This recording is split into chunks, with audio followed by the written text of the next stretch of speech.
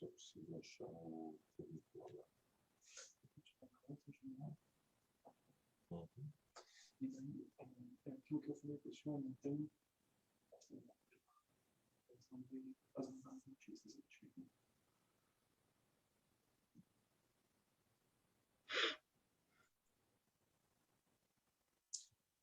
Muito bem, sejam todos bem-vindos à nossa roda de conversa. Uma alegria muito grande, eu e Guilherme Brenner Lucchesi recebermos hoje duas pessoas que nos são muito especiais para debater o tema da Lei de Segurança Nacional. Nós estamos com a professora Estefânia Maria de Queiroz Barbosa, que é professora doutora aqui no mestrado e da Universidade Federal do Paraná.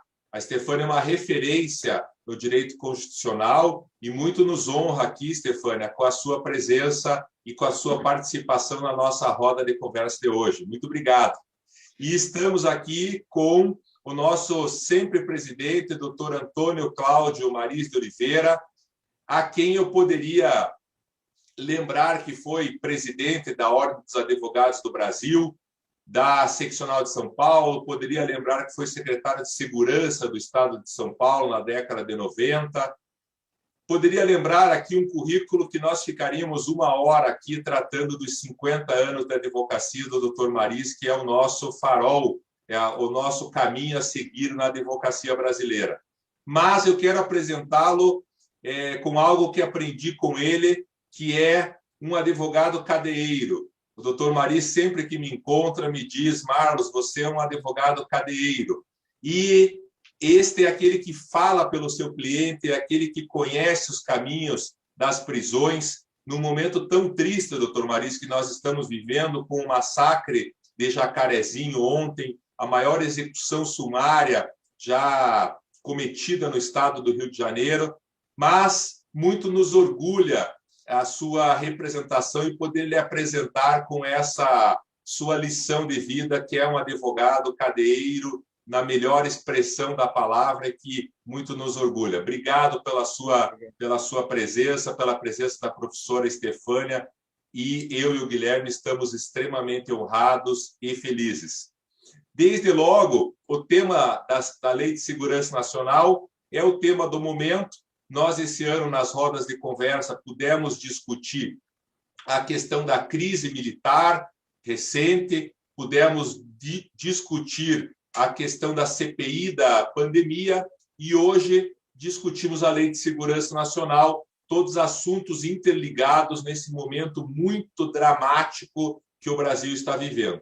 Então, para dar aí o nosso início do tema, eu passo a palavra à professora Estefânia, para que nos situe nesse importante tema. Muito obrigado.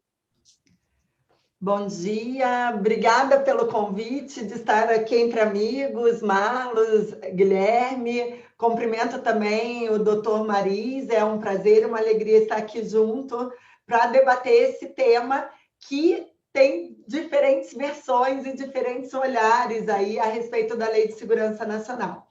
Eu queria iniciar até pela ideia de contextualizar o momento que a gente vive, né? Então, quando o Marlos diz a gente vive um momento dramático, eu diria que sim, do ponto de vista da democracia e das ameaças à democracia, o momento é dramático.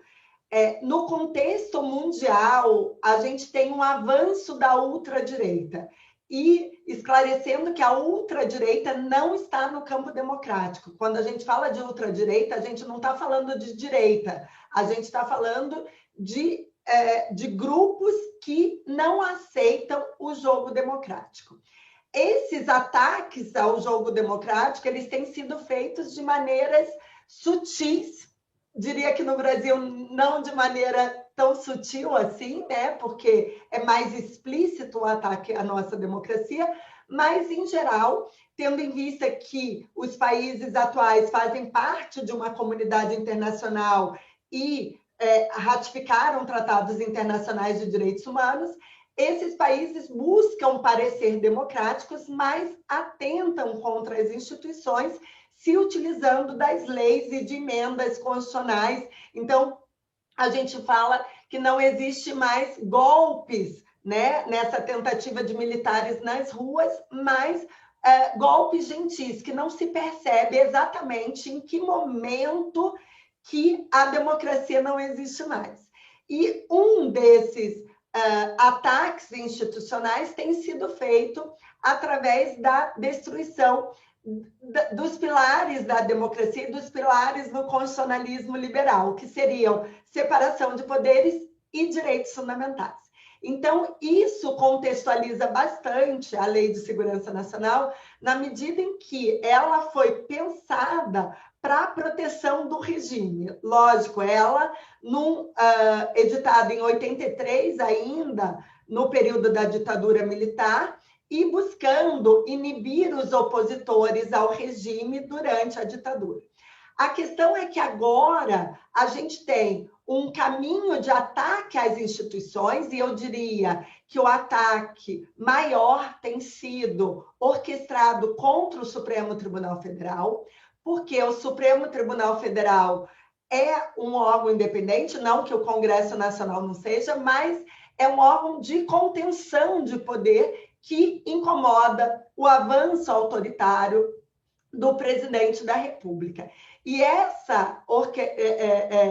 esse ataque organizado ao Supremo Tribunal Federal não é um ataque desse ano ou do ano passado, é um ataque que vem vindo orquestrado pelas milícias digitais. Então, a gente tem ataques às instituições, ataque aos nomes dos ministros, individualmente aos ministros, né? Discurso de ódio, que é bastante importante trazer aqui a diferença entre discurso de ódio e crítica, né? Então, há entre os leigos um senso comum de que o Supremo mandou prender o deputado Daniel Silveira porque ele criticou o Supremo, quando, na verdade, a gente sabe que não foi uma mera crítica. Se fosse por crítica, o professor Conrado Wiener Mendes, um dos mais afiados críticos ao Supremo Tribunal Federal, teria medo de avançar em relação às críticas. Não é o caso, né?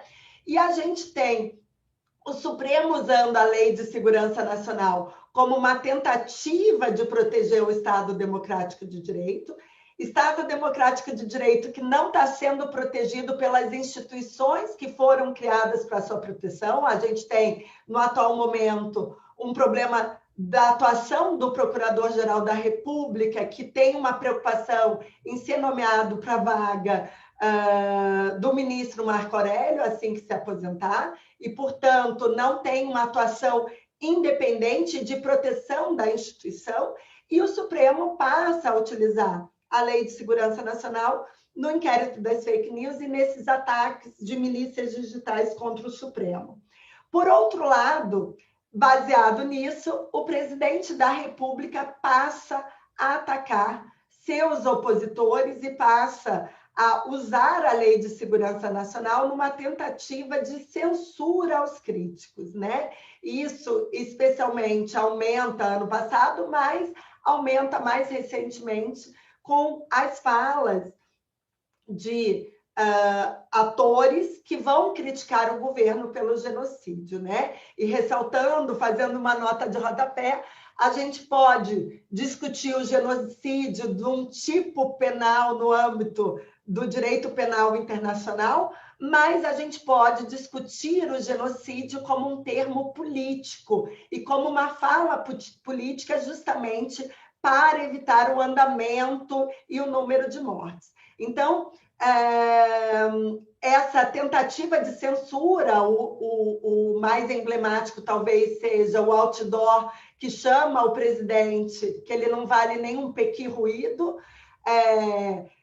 nem é de genocida. Então, a abertura de inquéritos contra esses opositores, a abertura de inquéritos contra professores que se manifestam, isso fazendo parte de todo um contexto de avanço autoritário que se coloca no Brasil no atual momento. Lembrando que todas as instituições que se manifestam livremente têm sido atacadas pelo atual governo, inclusive a chacina que acontece em Jacarezinho demonstra também, possivelmente, o embate dos grupos bolsonaristas presentes na Polícia Civil com o Supremo Tribunal Federal e a decisão do Supremo tendo tido audiências públicas, se eu não me engano, na semana passada ou retrasada, justamente sobre as invasões nas comunidades do Rio, né? O Supremo tendo decidido que não poderia operação policial.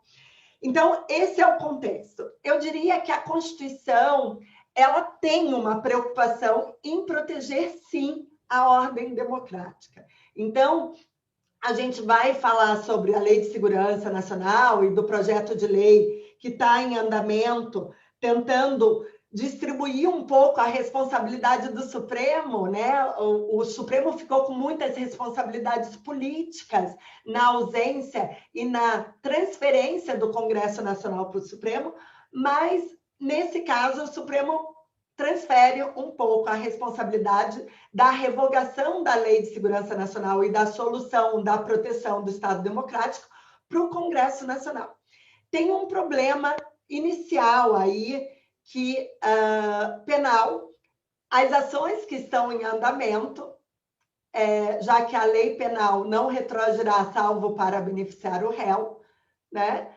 Todas as ações, quer seja para a proteção do Supremo ou para atacar opositores do governo Bolsonaro, perdem, né, a base de sustentação, porque a lei nova vai retroagir para beneficiar. E a lei nova de proteção do Estado Democrático não vai retroagir para criminalizar os atos antidemocráticos que tiveram, só vai valer daqui para frente. Isso é uma discussão para ouvir com vocês. Mas, enfim, só pontuar algumas questões da própria Constituição. A Constituição usa o termo de crime inafiançável apenas 3 vezes, né? Em crimes muito graves que o Constituinte entendeu que deveriam ser crimes inafiançáveis, né? A prática do racismo, ainda considerará crimes inafiançáveis a prática de tortura, tráfico ilícito de entorpecentes e drogas, o terrorismo e os crimes hediondos. E a terceira hipótese, no caso de ação de grupos armados, civis ou militares contra a ordem constitucional e o Estado democrático. Então, isso mostra a importância e a preocupação do Constituinte. Ainda coloca como crime de responsabilidade do presidente atentar contra a Constituição e atentar contra o livre exercício dos poderes, que é um dos pilares da ordem democrática. Ainda coloca que a criação de partidos políticos tem que resguardar o regime democrático. Até um ponto, a Constituição portuguesa proíbe associações de cunho fascista. A nossa não diz expressamente, mas lendo hoje de que eu tenho que resguardar o regime democrático, por óbvio que eu tenho que excluir qualquer tipo de partido que se coloque atentatório ao regime democrático. Ainda é competência comum de todos os entes federativos à proteção do regime democrático. É permitido à União intervir no Estado-membro se atentar contra o regime democrático. Então, para início, a gente tem que pensar que a gente demorou muito para pensar numa reação ou para adaptar uma proteção do Estado que surgiu no regime militar para pensar na proteção da ordem democrática. O mundo mostra que o avanço de milícias digitais, de processos de fake news, de ataques a resultados de eleições por meio de milícias digitais tem sido bastante grave para a estabilidade democrática. Então, a gente precisa urgente, né? A gente tem eleições ano que vem, a gente precisa de maneira urgente repensar e dar uma solução efetiva, que não me parece que o projeto de lei em andamento ele resolva tudo e depois a gente pode discutir pontualmente algumas questões, mas a gente é muito grave e não há, né? Eu falo assim, a Constituição ela não é neutra, né? Ela não é neutra para aceitar um regime que se coloque anticonstitucional, antidemocrático. Então, nesse momento, é a hora de todas as forças sociais, políticas, institucionais atuarem em defesa da ordem democrática e constitucional. E eu fico por aqui nesse início para a gente continuar o debate. Muito obrigado, Estefânia. Bom dia a todos e a todas. Para quem está nos acompanhando agora, estamos aqui na roda de conversa, discutindo a proteção do Estado Democrático de Direito, com o tema Lei de Segurança Nacional e Liberdade de Expressão. E após ouvirmos a fala sempre muito firme e posicionada da minha querida amiga Estefânia, eu agora tenho a elevada honra de convidar o nosso presidente, doutor Antônio Cláudio Mariz de Oliveira, para que possa também fazer as suas considerações iniciais. Doutor Mariz, seja muito bem-vindo à roda de conversa. O doutor tem a palavra. O doutor está com o microfone desligado, doutor Mariz. Perfeito. Você vai perceber que eu, em matéria de tecnologia, sou absolutamente zero à esquerda. Eu tenho a assessoria da minha filha aqui, que fica me ajudando. É uma grande honra estar aqui. Eu quero cumprimentar, inicialmente, esse meu amigo irmão, que é o Marlos, esse exemplar advogado criminal, essa figura humana extraordinária que eu aprendi a gostar e a admirar em pouco tempo de convivência, não mais do que 10 anos, talvez. Quero cumprimentar a doutora Estefânia e dizer que eu estou encantado com a fala dela. Fiquei absolutamente encantado com o seu posicionamento claro sobre as questões políticas que hoje imperam no Brasil. A sua visão da direita radical, a sua visão do que está ocorrendo no Brasil, este avanço da direita radical no Brasil, capitaneado esse avanço, infelizmente, pelo presidente da República, me encantaram. Me encantam posicionamentos como esse e me dão alento, me dão esperança, me dão a certeza de que há toda uma geração de juristas e não juristas preocupados em produzirmos, em construirmos um Brasil melhor. A você, Guilherme, meu grande abraço. Eu acho que é oportuníssima a realização deste evento, é oportuníssimo nós estarmos aqui debatendo essa questão. Eu anotei algumas coisinhas da fala da doutora Estefânia e é interessante uma coisa que me chamou a atenção. Não há risco hoje de golpes armados. Nós estamos, sim, sofrendo golpes, eu diria golpes brancos, à prestação. Pequenos golpes que estão minando as nossas estruturas democráticas. Isso é uma observação muito interessante. É mais fácil, ou seria mais fácil, nós nos defendermos, nós, os democratas, nos defendermos de um golpe do que dos pequenos golpes. Os pequenos golpes, às vezes, passam desapercebidos. Os pequenos golpes, às vezes, levam os incautos, os de boa-fé, os inocentes, a não perceberem que estão sendo vítima deles. Eu acho, por outro lado, que, como ela bem observou no final de sua fala, que nós precisamos fazer algo urgentemente. Nós precisamos tomar consciência do que se está passando no Brasil. As vozes do ódio, as vozes da intolerância estão armando mãos assassinas. E nós precisamos calar essas vozes antes que essas vozes nos calem. A sociedade civil, e não se está aqui fazendo nenhuma pregação extraordinária, nenhuma pregação que deixe as pessoas preocupadas, não se quer uma reação, obviamente, cruenta, mas é preciso que a sociedade civil volte às ruas, com pandemia ou sem pandemia, porque os inimigos da sociedade civil democrática estão indo às ruas, e nós não estamos. É preciso que a sociedade civil democrática fale. É preciso que os militares, porque hoje o militar fala sobre política, os militares democráticos, e não são poucos, falem. É preciso que haja uma reação junto às polícias militares dos estados todos para mostrar ao policial militar que esta ladainha que hoje está, parece-me que seduzindo, especialmente os menos graduados, os cabos e os soldados, esta ladainha é falsa, esta ladainha se inverterá, os seus efeitos serão produzidos contra esses mesmos, quer das PMs, quer de outras instituições que hoje estão encantados com este discurso antidemocrático que nós estamos assistindo. É interessante que eu li uma reportagem outro dia, Marlos, a respeito dos 200 anos da volta de Dom João VI para Portugal. E aí resolvi escrever alguma coisinha, e escrevi.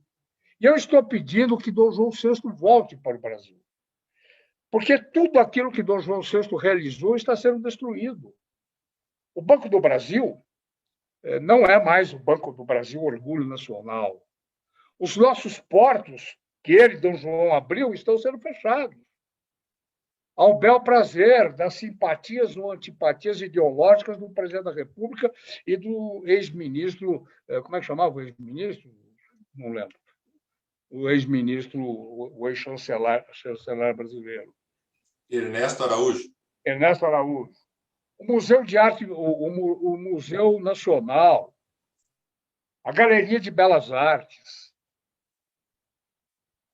O Rio de Janeiro foi saneamento que nós estamos precisando hoje em todas as cidades do país. Enfim, Dom João VI deu uma lição a nós todos que 200 anos depois está precisando ser repetida. Nós queremos a volta de Dom João VI. É claro que a volta de Dom João é emblemática, ela é folclórica, nós precisamos de alguém com a visão de Dom João VI. E nós vamos tratar Dom João VI bem, nós vamos entregar a ele 6 franguinhos por dia, ou por refeição, nós vamos permitir que ele tome seus banhos nas bacias com água do mar, coisas que ele gostava de fazer. O que nós não podemos mais é permitir que os mandatários da nação usem e abusem da nossa paciência, da nossa tolerância, da nossa inteligência, como se nós fôssemos todos desprovidos de inteligência mínima, de racionalidade mínima, para acreditar nas coisas que estão sendo faladas. É preciso que nós tenhamos uma visão um pouco voltada, ou bem voltada, para um passado, não de Dom João VI, mas para um passado recente.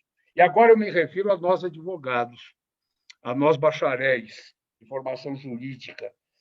Vamos voltar aos anos 70, ao final dos anos 70.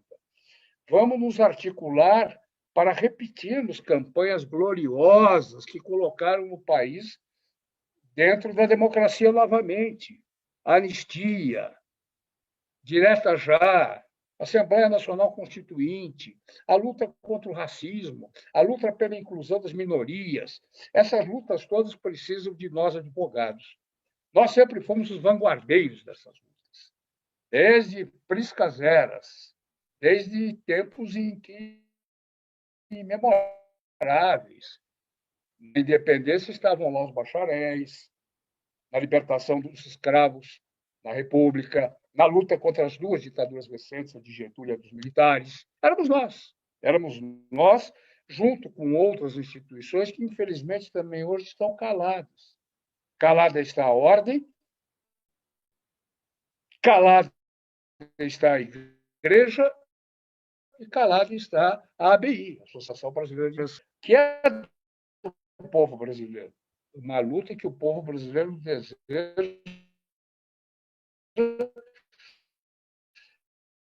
para que possamos modificar o status quo. E modificar o status quo hoje, dentro da Constituição, obviamente. Nós temos um processo de impeachment, e aqui eu também peço a colaboração da doutora Estefânia, porque me parece algo.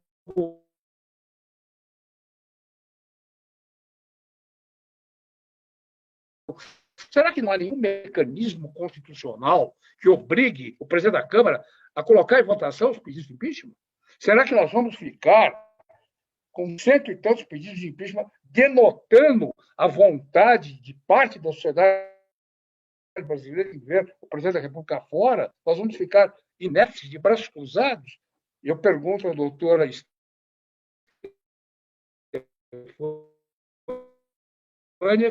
se não há, não sei se há ou não há um instrumento nesse sentido. No que tange ao Supremo, eu já não vou me alongar mais, vou voltar depois. No que tange ao Supremo, eu queria fazer duas observações. Primeiro, eu considero o Supremo hoje o grande baluarte desta resistência democrática, com todos os seus defeitos, com todas as suas mazelas pessoais, e somos humanos, todos os ministros também o são, e, portanto, são passíveis de erro. A única crítica forte que eu faço ao Supremo, que não é de hoje, começou em 2011, é o protagonismo do Supremo. Juiz, eu sempre aprendi, Marlos, doutor Stefânia, Guilherme, que o juiz fala nos autos. Isso é uma norma. Eu tive um pai desembargador, papai falava nos autos. Né? Juiz não fala para as câmaras. Eu acho que isso precisa ser, com todo o respeito e admiração que tenho pelo ministro Marco Aurélio, foi ele que introduziu a televisão nas sessões do Supremo. Nos Estados Unidos da América, não se entra, alguém de fora não entra na sessão, nem para entregar o cafezinho. O cafezinho é bandeja colocada num balcão, vai alguém lá, o ministro mais jovem vai e pega. É preciso que voltemos a uma postura comedida, a uma postura indispensável para que o Poder Judiciário volte a ganhar a respeitabilidade que sempre teve. Eu encerro por aqui fazendo uma observação do que tange ao meu currículo. Eu já fui várias coisas, sou ex em tudo, menos ex, porque eu sou atual conselheiro do São Paulo Futebol Clube. Isso é uma honra que eu tenho e que eu gostaria de deixar muito bem assinado. Fica registrado, então, essa importante questão de conselheiro do São Paulo. Vitalício. Não sem dizer a quem está nos ouvindo que é muito além disso. O doutor Maris passa por ele toda a eleição a cada gestão do São Paulo Futebol Clube, sendo obra dele as vitórias, já as derrotas é culpa do pessoal que acaba não fazendo o trabalho deles lá, né, doutor Maris? As derrotas eu deixo apenas aquelas em que eu fui derrotado. Já fui derrotado 2 vezes, portanto, eu não tenho esta força que você quer me atribuir. Mas a verdade é que a única coisa que eu sou hoje é conselheiro vitalício de São Paulo Futebol Clube. E membro, e aqui retomo, membro da Comissão Arnes, membro fundador da Comissão Arnes, e eu faço menção a isso porque está aqui no nosso chat, lhe ouvindo e lhe mandando um abraço, a Maria Ângela Bursoi, nossa querida amiga que secretariou por tantos anos o Dom Paulo e que hoje é a responsável por todo o acervo histórico dele perante a Cúria, e ela está aqui lhe mandando um grande e fraterno abraço. Estefânia, o doutor Maris sempre faz, e esse é o farol que nos orienta, esse chamamento à responsabilidade, esse chamamento à consciência, esse chamamento à nossa tomada de posição. Ele passou aqui por alguns pontos muito interessantes que casam com a tua manifestação. Acho que um ponto é a questão do processo de impeachment, de ter alguma forma de ser obrigatório ou não na Câmara, com tantos pedidos, e eu sei que você também quer abordar a questão do projeto de lei, que essa semana teve intensa movimentação perante a Câmara. Então, eu devolvo a palavra a você para as suas considerações. Obrigada, Marlos. Doutor Mariz, muito boa a sua fala e os pontos que o senhor levantou. A questão do impeachment, ele faz parte do sistema que a gente construiu de pesos e contrapesos, de controles recíprocos, de contenção. Eu tenho pensado muito no constitucionalismo enquanto um projeto de contenção de poder político e pensado nessa casa de máquinas, que é o termo utilizado pelo professor Gargarella, e alguns usam design constitucional, mas essa casa de máquinas e essas engrenagens. Acho que a Constituição ela foi pensada para tempos de normalidade. E a questão é que a gente passa por um momento de instabilidade. Claro que no momento de instabilidade, turbulência, tempestade, não é hora de se desamarrar do mastro, mas é hora da gente perceber que algumas engrenagens elas funcionaram bem em momentos de boa-fé democrática e de compromisso democrático dos atores do jogo, e que elas não funcionam bem agora. Um desses temas talvez seja essa competência privativa, exclusiva do presidente da Câmara dos Deputados em aceitar o processo de impeachment. Ou seja, isso não tem jeito, né? A gente está numa pandemia e a pandemia inibe as manifestações populares, mas também a ausência de uma oposição organizada, né? E a gente aí todo o processo da Lava Jato contra o PT, contra Lula, agora Lula não é que é julgado inocente, mas não tem, é inocente porque há uma presunção de inocência ainda valendo na Constituição, embora tenham tentado mudar, mas ainda não no momento de organizar politicamente. E os estudos de cientistas políticos mostram que presidentes na América Latina foram destituídos quando 3 pontos foram aliados. Então, uma crise econômica, perda de apoio do parlamento e povo nas ruas. E a gente não tem esse elemento povo nas ruas contra o Bolsonaro, e também eu não diria que a gente ainda tem uma perda de apoio do parlamento, porque ainda ele consegue, de alguma maneira, um apoio. Então, é muito mais uma questão política, né? Muito difícil que isso venha para o Supremo decidir a respeito dessa admissibilidade do impeachment, diferente da CPI, que é um direito de oposição mesmo. Outra coisa que o senhor falou, antes de entrar na questão do projeto de lei, é a questão do protagonismo do Supremo.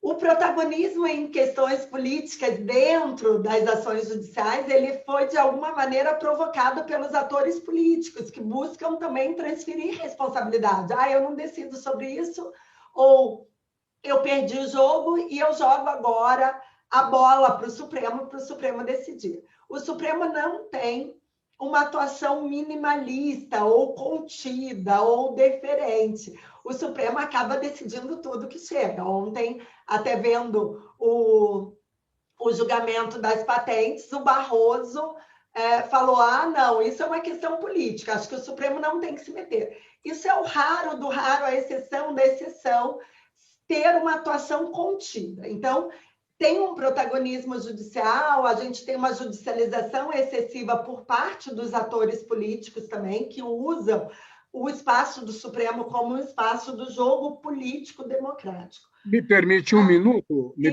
claro. Eu me refiro muito mais ao protagonismo pessoal. A questão da interferência do Supremo, eu até acho necessária em face da omissão, muitas vezes muito clara, de outros poderes. Mas o protagonismo pessoal é que eu acho muito errado, muito estranho, muito ruim. E aí eu concordo com o senhor nisso. Acho que não dá para falar de temas, é muito complexo, inclusive na questão acadêmica. Muitos dos ministros são professores e eles falam sobre temas. A gente tem temas muito importantes de ataque à democracia que eles vão precisar julgar. e que eles falam num evento, numa live, num outro tema. Então, assim, fora os processos penais, né? Os processos criminais que são julgados pelo Supremo. E aí eu concordo com o senhor que a TV Justiça, ela, né, a gente precisaria de um estudo maior, mas me parece que ela traz um desserviço, porque ela dá esse protagonismo que eles, né, não sabem utilizar, além da visibilidade da edição depois, no canal do YouTube, no Jornal Nacional. Então, os ministros viraram celebridades com TV Justiça, individualmente, quando, na verdade, era muito melhor que a gente tivesse decisões do tribunal, quer seja num sentido ou no outro. Então, decisão, o Supremo decidiu, não o ministro Gilmar decidiu, não o ministro Barroso disse, não o outro deu entrevista. Então, eu concordo absolutamente, eu acho que isso enfraquece institucionalmente o Supremo. E, na maioria dos países, a gente tem aí julgamentos em portas fechadas que permitem uma deliberação.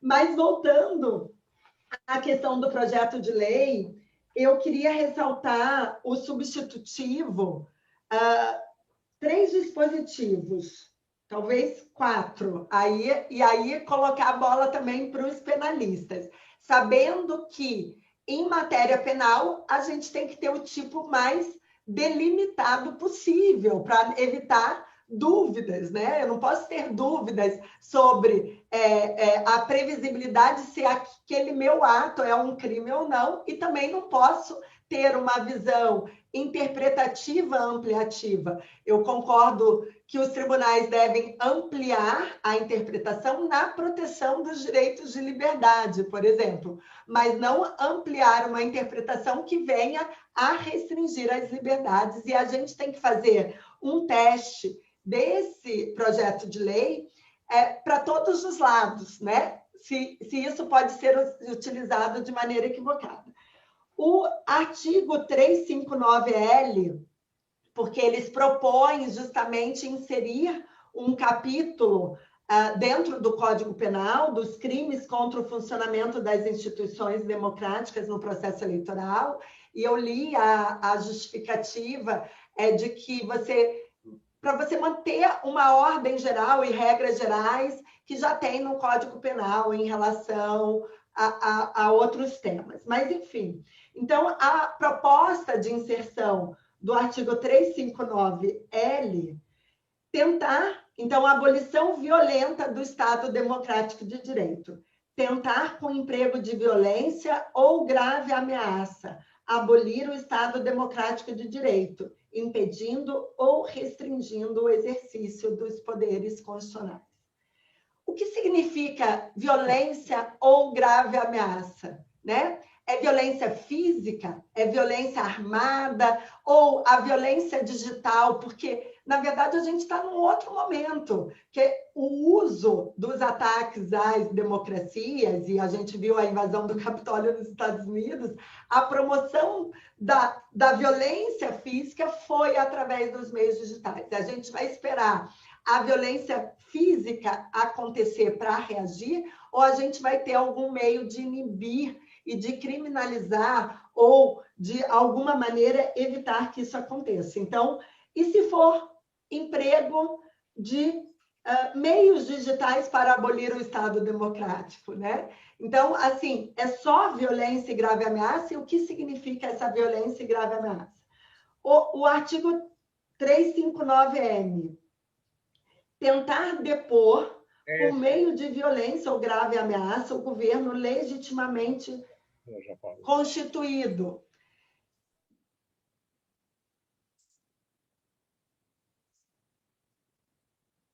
Desculpa. O governo então está o título golpe de Estado, crime, golpe de Estado. Tentar depor por meio de violência ou grave ameaça o governo legitimamente constituído. Há uma ideia de que governo seja o governo poder executivo, né? E os outros são parte do governo. O poder legislativo também é legitimamente constituído. O poder judiciário também é legitimamente constituído. Então, eu preciso ter uma definição clara de que a tentativa de depor ou de destituir ministros é criminoso, de fechar o tribunal é criminoso. A gente tem visto aí a atuação, a questão de El Salvador, e a história já mostrou Polônia, Turquia, a tentativa de intimidação da corte. Então, os novos golpes de Estado não são golpes contra o governante, são autogolpes do governante que chegou ao poder eleito e que, de alguma maneira, esvazia os demais poderes. E isso não tem previsão nessa proposta. Ainda tem a proposta de interrupção do processo eleitoral, que me parece importante. Então, impedir ou perturbar a eleição ou a aferição do seu resultado, mediante violação indevida de mecanismos de segurança do sistema eletrônico de votação estabelecido pela Justiça Eleitoral. Então, a questão de hackers. E tem também sobre fake news, comunicação enganosa em massa. Promover ou financiar pessoalmente ou por interposta pessoa, mediante uso de expediente não fornecido diretamente pelo provedor de aplicação de mensagem privado, campanha ou iniciativa para disseminar fatos que sabem inverídicos, capazes de colocar em risco a rigidez do processo eleitoral ou o livre exercício dos poderes constitucionais. Aqui temos um problema do ponto de vista prático. Promover ou financiar, né, a campanha. Seriam só os líderes ou quem replica, né? Como que você evita robôs? A quem cabe? Aqui eu estou falando do julgamento de um processo criminal, que tem pena de reclusão, que precisa do devido processo legal, do Poder Judiciário, e eu preciso de um tempo para isso.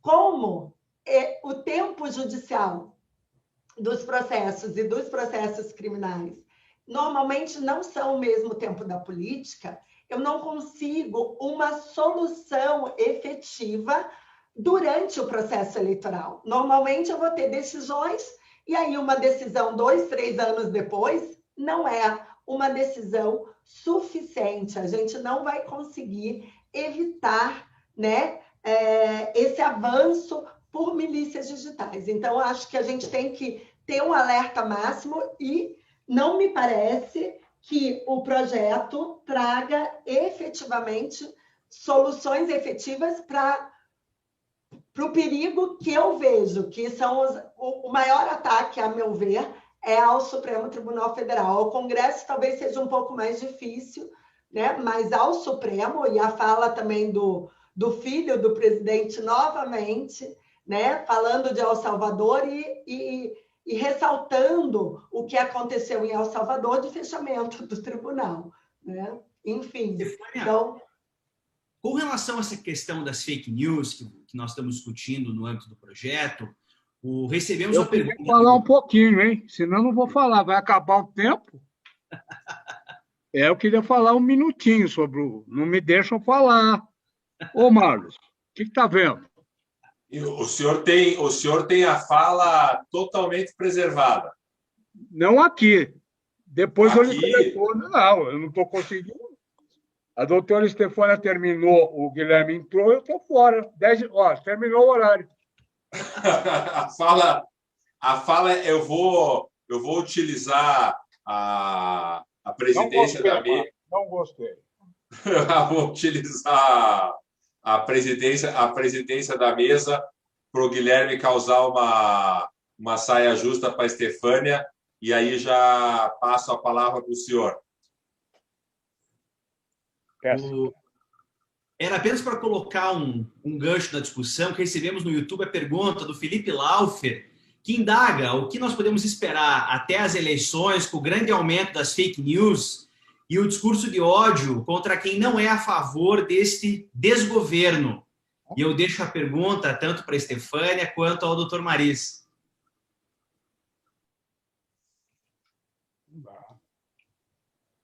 Doutor Maris, se quiser iniciar, depois eu falo. Não, se a senhora for falar depois, eu não saio daqui hoje. Pode falar antes. Eu me animo, eu que falei demais. Da questão, acho que precisamos, eu não sei dizer como, acho que esse é o grande desafio mundial dos constitucionalistas e talvez dos penalistas também, é essa diferença do discurso de ódio das fake news. Só que a gente tem uma questão grave. E aí a fala do Dr. Maris sobre a questão do impeachment. O impeachment era necessário, não sei se vai acontecer, mas o grande divulgador de notícias falsas também é o presidente da República. Essa semana ele divulgou um vídeo atacando novamente as urnas eletrônicas e dizendo que ou vai ter eleição com voto impresso ou não vai ter eleição. Isso é uma fala grave, dizer não vai ter eleição se não for voto impresso, né? A gente já tem uma prática de urnas eletrônicas, então isso precisaria de uma medida específica e preventiva por parte do Tribunal Superior Eleitoral. Não adianta 2, 3 anos depois da eleição a gente dizer foi fake news ou o resultado é válido. A gente viu nos Estados Unidos a invasão do Capitólio por conta da mesma fala, do mesmo discurso, da mesma cartilha seguida por Trump e por Bolsonaro. Doutor Maris. Olha, com relação à lei, que eu não falei dela, eu acho que o grande pecado dessa lei é que toda ela, em todos os seus dispositivos, há uma agressão ao princípio da legalidade. Os tipos são abertos e, principalmente, os tipos ficam no que tange à interpretação para saber se o tipo se aplica àquela determinada situação fática, eles ficam a critério do juiz. Então, esse subjetivismo no direito penal é perigosíssimo. Eu entendo que isto possa ser isto, mas o meu colega do lado entende ao contrário. É preciso que o tipo penal seja o mais fechado possível. A segunda observação que eu faço é que eu acho absolutamente desnecessária qualquer lei que venha substituir a Lei de Segurança Nacional. É necessário que se termine com a Lei de Segurança Nacional, mas nem essa lei está criando tantos problemas assim quanto se imagina. Esta lei está sendo utilizada agora, não é? Mas os dispositivos que poderiam ter sido, que estão sendo utilizados na Lei de Segurança Nacional, poderiam estar sendo utilizados do Código Penal. Agora nós estamos substituindo quase que todos os mesmos tipos da Lei de Segurança Nacional por tipos mal redigidos, abertos, duvidosos, de forma que está se prestando um desserviço ao país e à sociedade este projeto de substituição da Lei de Segurança Nacional. Parece que o Brasil é muito simbólico no seu posicionamento. Vamos terminar com a Lei de Segurança Nacional porque é da época da ditadura. Primeiro, é da ditadura nos seus estertores, porque a Lei de Segurança Nacional é de 1983. Mas eu não acho necessária a existência de Lei de Segurança Nacional nenhuma. E esta lei não está defendendo o Estado Democrático de Direito. Ao contrário, ela está criando esse projeto. Esse projeto está criando aberturas perigosíssimas a deficiências incríveis. Eu não vou perder o tempo de vocês todos, mas há uma deficiência, um bis in idem aqui no 359K, que é o crime de espionagem, entregar a governo estrangeiro, documento classificado como secreto ou ultra-secreto. Muito bem. Parágrafo 2º deste mesmo dispositivo. Se o documento dado ou informação for transmitido ou revelado com violação do dever de sigilo, aumenta a pena. Mas o dever de sigilo que foi violado já é elementar do crime. Coloca essa mesma elementar como causa de aumento de pena, quer dizer, um tecnicismo absolutamente fora das normas, dos padrões e da dogmática penal, uma técnica, aliás, e a lei, na minha opinião, esse projeto é desnecessário, nós não precisamos disso, nós temos coisas muito mais sérias para discutirmos no parlamento do que ficar perdendo tempo com isso aqui. Não há nenhuma razão para isso. Aumentam a pena do crime de calúnia, essa é a única diferença com o que já há no Código Penal. o crime de calúnia passa a ter uma pena mínima contra o presidente da República, uma pena mínima de 1 ano, salvo engano, Código Penal 6 meses. De forma que não me parece que esse projeto sirva para alguma coisa. Muito obrigado. Doutor Mariz, ele não servindo, a gente ficaria com a lei de 83? Se ela não for expressamente revogada, sem uma lei que a substitua, ficaríamos com essa lei de segurança nacional. Se não for revogada, eu acho que deve ser revogada, pura e simplesmente. A sua posição é de uma revogação da lei de segurança nacional, embora não me pareça, vou repetir algo que não gostam que eu diga, essa lei não está criando grande problema para nós. Agora é que o governo está usando a lei para punir e para cercear a liberdade de expressão. Porque ela ficou muitos anos mesmo sem ser utilizada, sem ser mencionada. Não criou problema. Agora é que o governo está procurando. E isso nada foi para frente ainda em relação a a instauração desses inquéritos. Estão meio parados, os jornalistas não estão se sentindo intimidados, aqueles que estão sendo atingidos por essa lei de segurança nacional. Não há ação penal que eu saiba, pelo menos, proposta agora, com base na lei de segurança nacional. Então, não vejo... Eu acho que essa discussão é inócua, desnecessária e está tomando as nossas preocupações e o nosso tempo para assuntos de maior importância. E aí revogaríamos a lei e não precisaríamos trazer outra lei de segurança nacional. Ficaríamos sem uma lei de segurança nacional. Sem uma lei. Se quiserem fazer uma lei de defesa do Estado, que façam uma lei que não seja uma lei feita às pressas, né? O Brasil tem essa mania, o direito penal de emergência. Matam uma criança, aumenta a pena. Né? A atriz, no passado, aquela Pérez, fez uma movimentação, saiu uma lei. O Fleury, lá no passado, o delegado Fleury, precisava ser beneficiado, saiu outra lei. É o direito penal da emergência, o direito penal localizado, casuístico, isso não existe. Um outro direito penal perigoso que nós estamos vendo que está procurando tomar campo e se expandir é o que eu chamo de direito penal do porvir. Tipos penais que ficam adivinhando o futuro. Sentenças judiciais que dizem o acusado poderá, então vamos prendê-lo.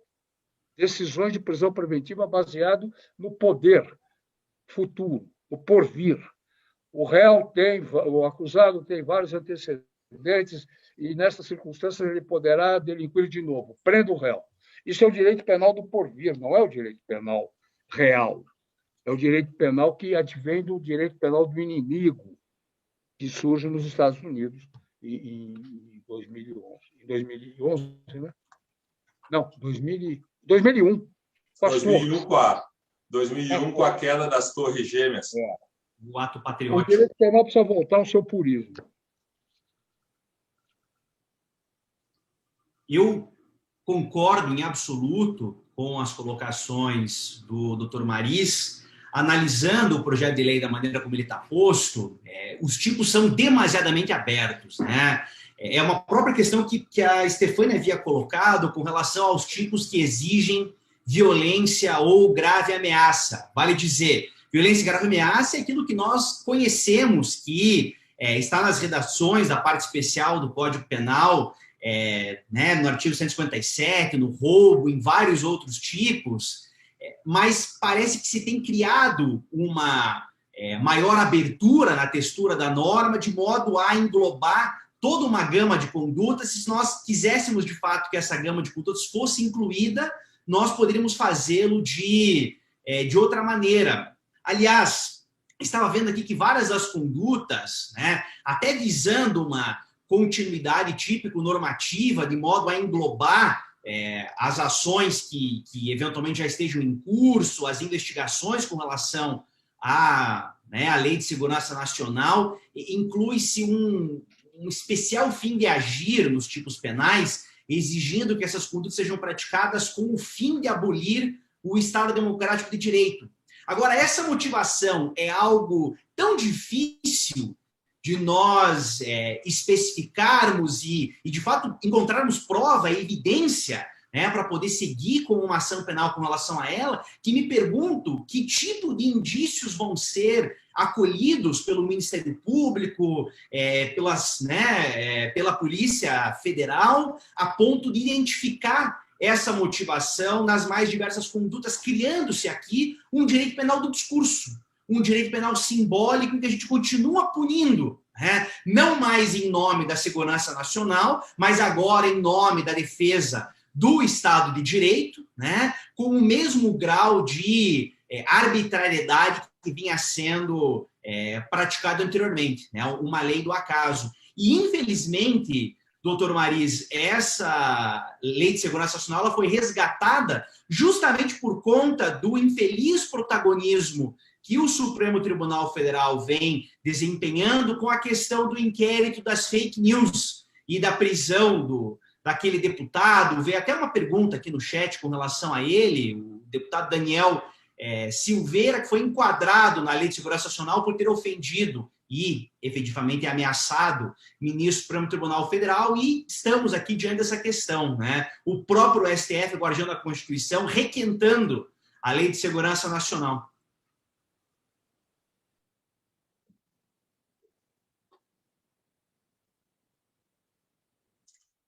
Estefânia, você quer fazer um fecho? Porque aqui o doutor Mariz tem uma divergência bem interessante de não termos a lei. E acho que vale aqui a gente evoluir um pouquinho nisso e fazendo o fecho.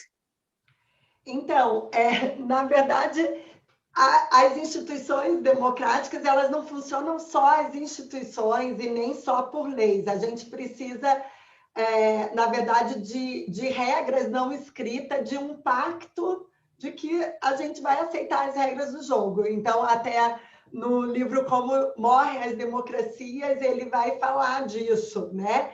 Que se não tem as regras não escritas, não dá certo. E talvez nessa fala do doutor Mariz eu concorde parcialmente, no sentido de que não vai ser suficiente e de que a lei, por muito tempo, ela não incomodou. Na verdade, o projeto de lei, ele é de 91, só que ele ficou engavetado e ele foi retomado agora, e o substitutivo, acho que é de abril, não sei, enfim, é tudo muito recente, e aí foi de sopetão.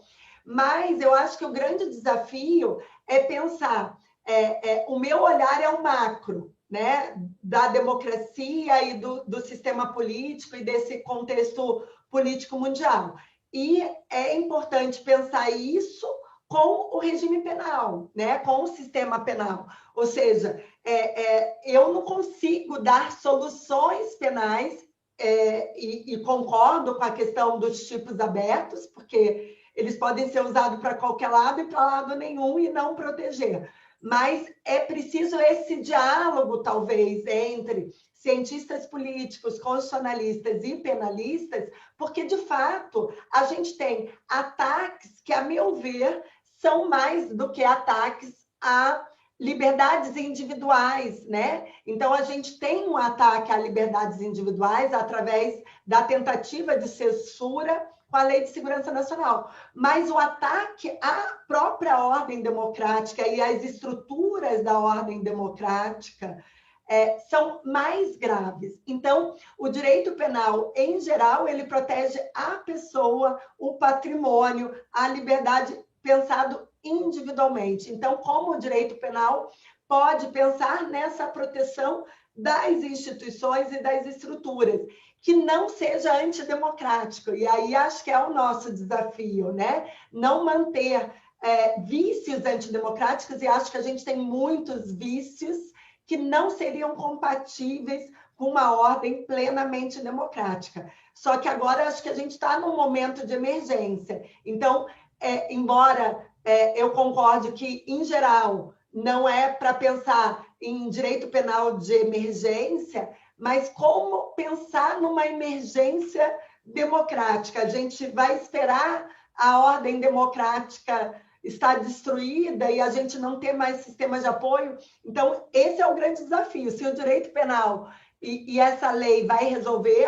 Talvez não. A gente precisa de mais do que isso e precisa, como o professor colocou também na sua fala, doutor Maris, a gente precisa de uma atuação da sociedade, a gente precisa reagir, e a gente ainda está reagindo muito a conta-gotas, e o sistema de ataque é coordenado, e me parece aquela questão da espionagem. A gente tem organizações internacionais, tem denúncia de que a secretária da Damares foi para a Polônia, paga pela organização da ultradireita polonesa para comemorar o retrocesso em matéria de direitos das mulheres. Né? A gente tem denúncia de que o Eduardo Bolsonaro estava reunido com os apoiadores da invasão do Capitólio nos Estados Unidos. O que tem por trás de uma organização internacional que busca atacar as instituições democráticas? A gente precisa avançar nessas investigações. E hoje está o Supremo lá meio sozinho nesse inquérito das fake news, tentando promover essa investigação e defender. O Supremo sozinho não vai conseguir conter o avanço autoritário. Não vai. Nenhuma instituição sozinha vai conter esse avanço autoritário. Enfim, era isso, Marlos. Agradeço novamente o convite e a roda de conversa. Espero poder estar presente em outras. Obrigada, foi um prazer, doutor Maris, também. Com certeza, uma alegria, Estefânia. E eu, doutor Maris, eu queria, nesse momento, a gente fugir um pouquinho, mas não muito, dessa questão da Lei de Segurança Nacional e fazer ouvir o senhor sobre esse momento dramático que o Brasil está passando, sobre essa questão das não políticas públicas de enfrentamento a essa pandemia, do massacre que houve ontem no Rio de Janeiro. E eu sei que o senhor tem uma atuação fantástica nacionalmente, no seu escritório, na Comissão Arnes, no Instituto do Direito de Defesa, em tantas outras instituições que o senhor é ouvido e nos representa, e o senhor já fez esse chamamento à nossa responsabilidade, inclusive aos militares democráticos, à OAB, à Igreja, mas eu queria lhe ouvir um pouco mais, se o senhor nos permitir, dessa visão que o senhor tem desse momento e o que nós devemos fazer enquanto sociedade civil organizada, enquanto advogados responsáveis, enquanto pessoas, o que nós podemos fazer nesse momento. Bem, eu vou falar pouco, naturalmente, para não amolá-los, mas eu queria comunicar que o Arnes, que o nosso querido Arnes, está conosco na Comissão Arnes. Hoje ele passa a integrar como colaborador a nossa comissão, de forma que eu fico extremamente feliz com isso. Ele terá um espaço enorme para representar, expor as suas ideias e representar aquilo que o advogado do Paraná pensa, as pessoas que lutam por direitos humanos pensam. E muito bem-vindo à Comissão Arnes, viu, Arnes? Muito bem-vindo. Obrigado, doutor Maris. Obrigado. Eu acho que nós estamos num processo que não é novo, mas num processo de uma deterioração do tecido, a uma queda em todos os sentidos de valores que sempre nortearam a sociedade brasileira. Uma visão desviante que sempre tomou conta do Brasil, ou melhor, das elites brasileiras, é a visão de que a elite tem privilégios, esses privilégios vieram de Deus, como se fôssemos aristocratas por vontade divina. E esses privilégios que estão na mão das elites, eles estão tão bem guardados que as elites não percebem que, se não distribuírem esses privilégios, quer por uma questão de solidariedade humana, que fosse por uma questão de egoísmo, ela elite ou elas elites estão sendo postas hoje em risco. Nós precisamos olhar para trás. Nós precisamos olhar para o lado. O Brasil nunca se importou com os menos favorecidos. Isso é histórico, isso vem do nosso descobrimento da época colonial e, posteriormente, na monarquia. Ou nós nos armamos dos instrumentos de solidariedade, complacência, com a vontade de pormos quanto possível igualdade na sociedade brasileira, nós não estaremos fazendo nada em prol da construção de um Brasil melhor. Isso em primeiro lugar. A necessidade de distribuição de renda, a necessidade de nós terminarmos com esse apartheid social, racial, sexual.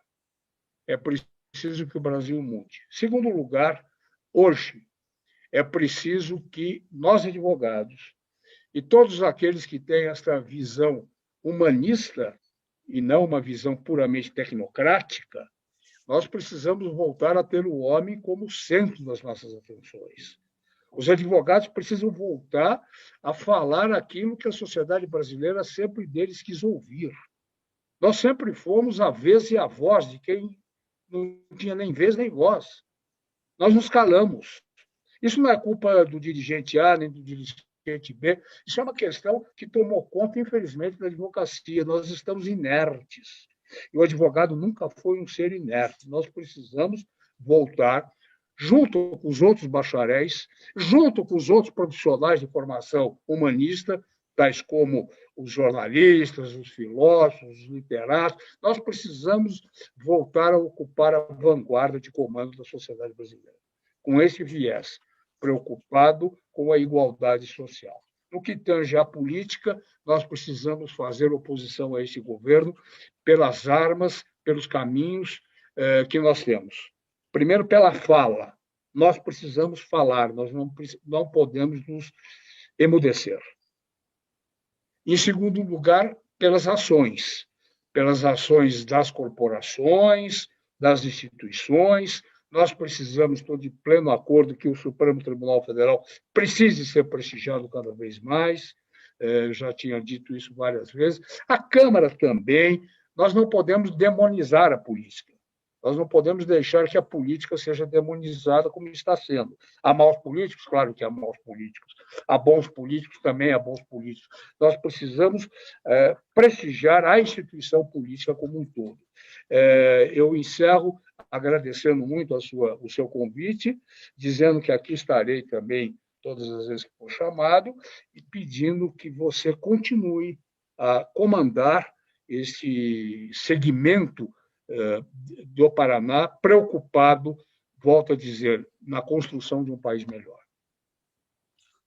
Doutor Mariz, Stefânia, nós estamos aqui com o chat do YouTube, com todos elogiando as falas, as manifestações, as convergências, as divergências, as lições, e eu e o Guilherme estamos com o coração cheio de alegria de termos recebido você, Stefânia Barbosa, de termos recebido o doutor Mariz. Eu disse a ele antes de entrarmos ao vivo que nunca imaginei encontrar com ele numa telinha. Nós que estamos tão acostumados a nos abraçarmos, nos beijarmos, estarmos numa fraternidade, e eu e o Guilherme ficamos muito felizes em ouvi-los. As pessoas aqui no chat estão dizendo que aprenderam demais, e esse farol do caminho a ser seguido e essa discussão constitucional e penal do tema, com certeza ele proporciona aquilo que eu e o Guilherme nos propusemos, que é, nas rodas de conversa, fazermos a nossa parte, aceitarmos esse chamamento que o doutor Mariz tem feito sempre, de assumirmos a nossa responsabilidade, de trazermos as críticas e de tentarmos trazer a população, trazer as pessoas a entenderem esse problema grave que nós estamos vivendo e tomarem as suas posições. Nós ficamos com esse programa gravado no YouTube do Arnes de Oliveira e Andreasa, também no Lucchesi, no canal do Guilherme Lucchesi,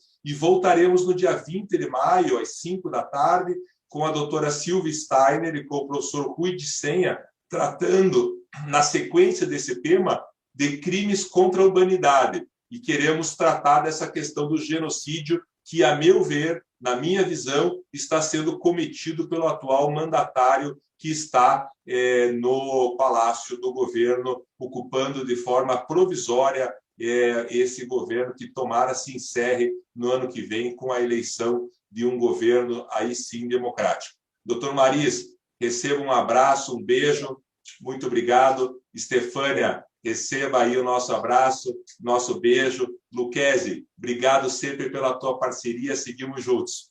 Valeu, time. Abraço, saúde. Obrigado. Um abraço, ótimo.